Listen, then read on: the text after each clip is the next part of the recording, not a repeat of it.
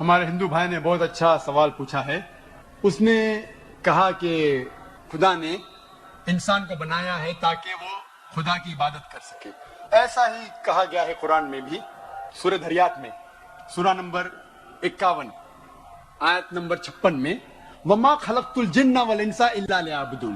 اللہ تعالیٰ فرماتے کہ ہم نے جن اور انسانوں کو بنایا ہے صرف اللہ کی عبادت کے لیے. تو سوال ہے ہندو بھائی کا, بہت اچھا سوال ہے کہ اللہ تعالیٰ کو عبادت کی ضرورت کیا ہے؟ اتنی چیزیں, فرشتے ہیں, تو انسان اللہ کی عبادت کیوں کرے؟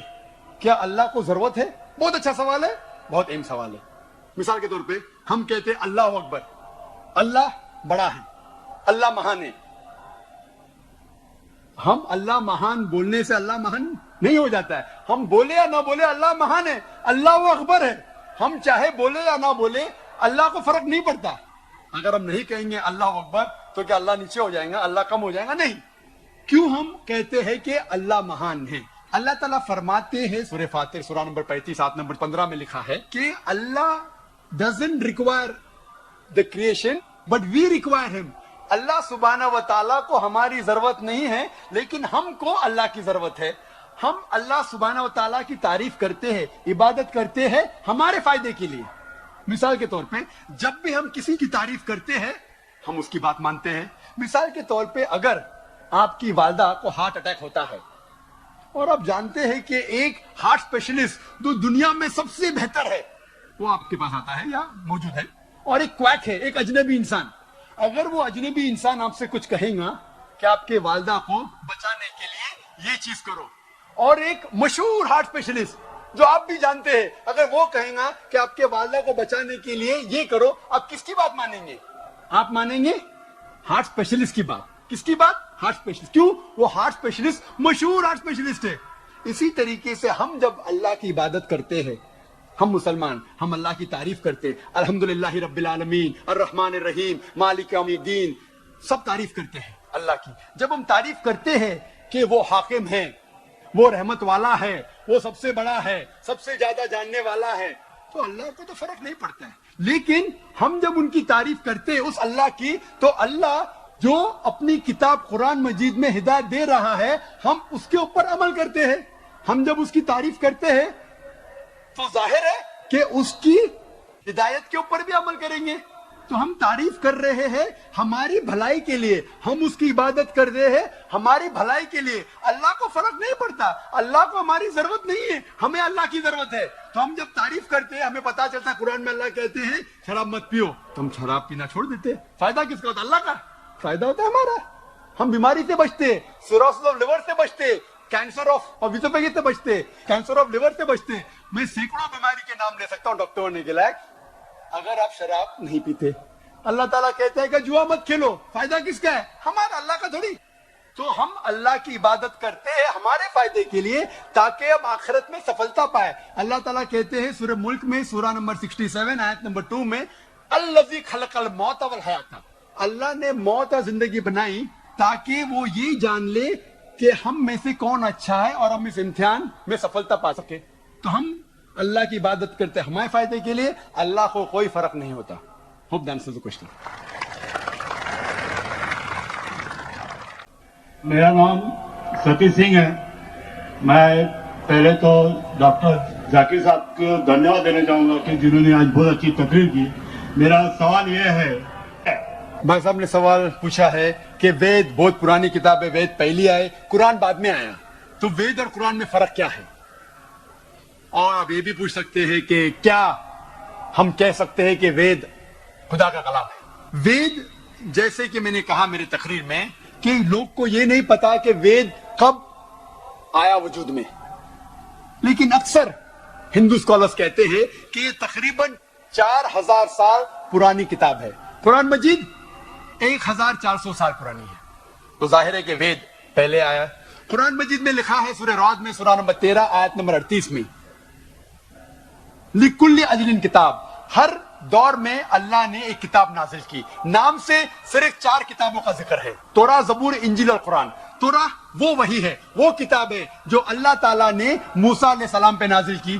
زبور وہ کتاب ہے, وہ وہی ہے جو داؤد علیہ السلام सलाम पे नाजिल की, इंजील वो किताब वो वही है जो अल्लाह सुब्हानहू व तआला ने ईसा अलैहि सलाम पे नाजिल की, और कुरान मजीद अल्लाह सुब्हानहू व तआला की आखिरी किताब, आखिरी वही है जो आखिरी पैगंबर मोहम्मद सल्लल्लाहु अलैहि वसल्लम पे नाजिल की। लेकिन नाम से सिर्फ 4 किताबों का जिक्र है कुरान में, लेकिन कुरान में लिखा है कि अल्लाह ताला ने कई किताबें भेजी, सूफ इब्राहिम और कई किताबें। तो आपका सवाल है, वेद और कुरान में फर्क क्या है? जितने भी किताबें कुरान मजीद के पहले आए वो सिर्फ अपने लोगों के लिए आए थे, और वो सारा पैगाम जो किताब में लिखा है उस किताब में वो महदूद था सिर्फ एक वक्त के लिए। मिसाल के तौर पे इंजील नाजिल किया अल्लाह ने ईसा अलैहि सलाम पर, सिर्फ था बनी इसराइल के लिए, सारे इंसानियत के लिए नहीं था। लेकिन क्योंकि कुरान मजीद आखिरी किताब है अल्लाह की, वो सिर्फ मुसलमानों या अरबों के लिए नहीं, सारे इंसानियत के लिए है। पहला नुक्ता ये जानना चाहिए कि वेद का जिक्र कुरान में नहीं है लफ्ज से। यह कहा गया है कि हर दौर में किताब आई, तो जाहिर है कि हिंदुस्तान में भी शायद कोई किताब आई। कौन सी किताब है हमें नहीं पता। वेद का जिक्र न कुरान में है न सही हदीस में। लेकिन इसीलिए मैं ये नहीं कह सकता हूं कि वेद खुदा का कलाम है, 100% नहीं कह सकता हूं, क्योंकि नाम से वेद का जिक्र कुरान में मौजूद नहीं। मैं ये कह सकता हूं कि हो सकता है मे बी वेद खुदा का कलाम है, हो सकता है, नहीं भी हो सकता, मुझे नहीं पता। लेकिन अगर वेद अल्लाह का कलाम था, अगर मान लो बहस के तौर पे, if we agree for sake of argument, क्या वेद खुदा का कलाम है, तो सिर्फ वो उस वक्त के लिए था और उन लोगों के लिए था, आज के लिए नहीं। आज हमें मानना चाहिए आखिरी कलाम, आखिरी किताब कुरान मजीद में। वेद अगर मान लो खुदा का कलाम था भी, तो सिर्फ उस वक्त के लिए था और उन लोगों के लिए था। और जितने भी किताबें कुरान मजीद के पहले आए उसमें मिलावट हो चुकी है, चाहे वो बाइबल हो, चाहे वो वेद हो। हिंदू धर्म के स्कॉलर्स कहते हैं वेद में बहुत मिलावट है, वेद में कई चीजें हैं जो मैं मान नहीं सकता सही है, कितने अनसाइंटिफिक चीजें हैं, कॉन्ट्रडिक्शन है। तो मैं डॉक्टर होने के लिहाज से ये नहीं मान सकता हूं, ये गलतियां खुदा के नाम पे नहीं लिख सकता हूं। मैंने मेरे तकरीर में सिर्फ वेद की अच्छी बातें बयान की, जो बातें कुरान से मिलती है। कुरान के और एक नाम है फुरकान। फुरकान मतलब हक और बातिल के दरमियान फर्क करने की किताब। तो जो चीज कुरान से मिलती है हमें कोई एतराज नहीं मानने के लिए क्या ये पोर्शन, ये भाग वेद का खुदा की तरफ से है।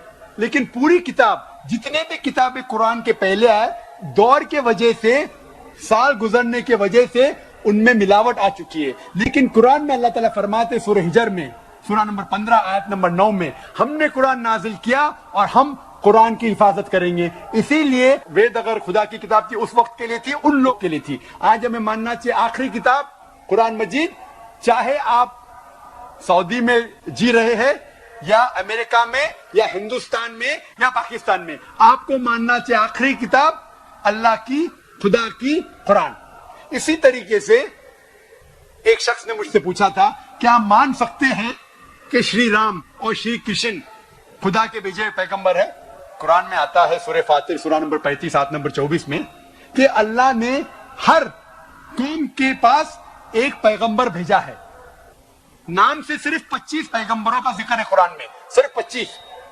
लेकिन हमारे आखिरी पैगंबर मोहम्मद सल्लल्लाहु अलैहि वसल्लम कहते हैं कि अल्लाह ने इस जमीन पे 1,24,000 पैगंबरों को भेजे हैं, नाम से सिर्फ 25 का जिक्र है।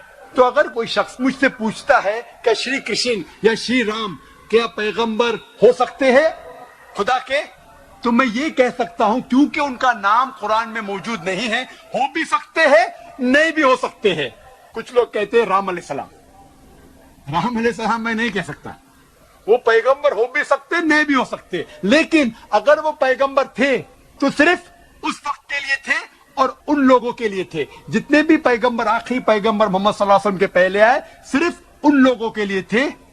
आज हमें मानना चाहिए आखिरी पैगंबर मोहम्मद सल्लल्लाहु अलैहि वसल्लम पे, सारी दुनिया को, सारी इंसानियत को। Hope that answers the question. I am Kalpana and I am an engineer by profession. Zakir Naik, in your speech you have mentioned that Hindu is a geographical definition. Then is it okay to call Muslim as a Hindu? Rather, I would like to ask whether a Muslim would like to be called as a Hindu. भाई ने अच्छा सवाल पूछा है कि हिंदू एक geographical definition है, तो क्या मैं पसंद करूंगा अपने आप को हिंदू बोलना? क्या मुसलमान अपने आप को हिंदू बोल सकते? जैसे मैंने कहा, हिंदू के दो डेफिनेशन है। ज्योग्राफिकल वाइज बेशक मैं हिंदू हूं क्योंकि मैं भारत देश में रहता हूं। ज्योग्राफिकल हिंदू के मानी वो शख्स जो नदी सिंधु या नदी इंदस के पास रहता है, और मैं इस देश में रहता हूं और मैं गर्व से कह सकता हूं कि मैं इंडियन हूं। I am proud to be an Indian. अगर मैं इसका तर्जुमा करता हूं तो ज्योग्राफिकली मैं हिंदू हूं, लेकिन रिलीजियसली अगर आप मुझसे पूछते हैं क्या मैं हिंदू हूं, क्या मैं हिंदू धर्म की किताबों में मानता हूं, सारी चीजों पे अमल करता हूं, तो मैं धार्मिक तौर से हिंदू नहीं हूं, क्योंकि मैं मुताला कर चुका हूं। इसमें कई चीजें सही भी, कई गलत भी है, कई टकराव है, तो इसको मैं कबूल नहीं कर सकता। तो ज्योग्राफिकली मैं हिंदू हूं, धार्मिक तौर से मैं हिंदू नहीं हूं। ज्योग्राफिकली मैं हिंदू हूं और साथ साथ मजहबी मैं मुस्लिम हूं, क्योंकि मैं सारी ख्वाहिशात, सारी रजा मेरी अल्लाह के हवाले कर चुका हूं, उसे कहते हैं Muslim. So I am a Muslim religiously, geographically I am an Indian, which you can't say geographically I'm a Hindu but not religiously. Hope that answers the question.